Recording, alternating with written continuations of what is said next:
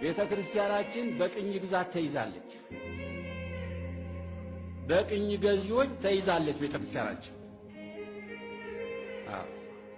በቅኝ ግዛት ተይዛለች። ማወቅ አለባችሁ፣ መረዳት አለባችሁ። ይሄ ጉዳይ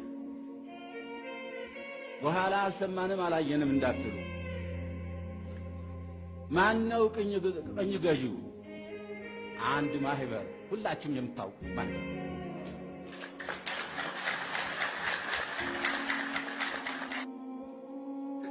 በቅኝ ግዛት እንድትገዛ አድርጓታል። ይሄ ከዚህ የባሰ ክፉ ነገር የለም። በእውነቱ ቤተ ክርስቲያናችን እንግዲህ መቼም ቅዱስ ጳውሎስ ጌታችን ኢየሱስ ክርስቶስ በራእይ ለቅዱስ ጳውሎስ ንግር ወይ ታርብም ነው ያለው። እኔ እናገራለሁ፣ በሥራ ላይ መዋል አለማዋሉ የእናንተ ጉዳይ ነው። እኔ ግን ከራሴ አወርዳለሁ፣ ይሄን ጉዳይ ከራሴ አወርዳለሁ። ይሄን ጉዳይ ይህ ነገር ቤተ ክርስቲያናችን መብቷ፣ ክብሯ፣ ሀብቷ ሁሉ ተወስደዋል። ብትወዱም ባትወዱም ተወስደዋል። ክብሯ ተነፍጓል። መብቷ ተወስደዋል። ገንዘቧ፣ ንብረቷ ተወስደዋል። ይሄ መመለስ አለበት እና ይሄ ጉዳይ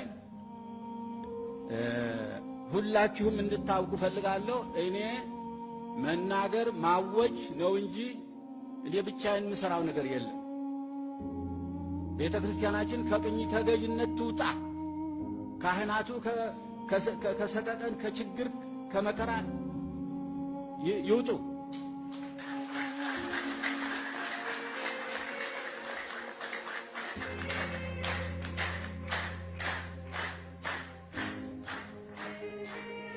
እኔ መልእክቴን ማስተላለፍ አለብኝ። ቤትም ቢሆን መልእክቴን ማስተላለፍ አለብኝ።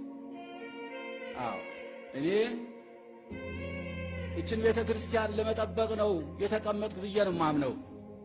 እችን ቤተ ክርስቲያን ለመጠበቅ ነው። ሁለት ቤተ ክርስቲያን የለም።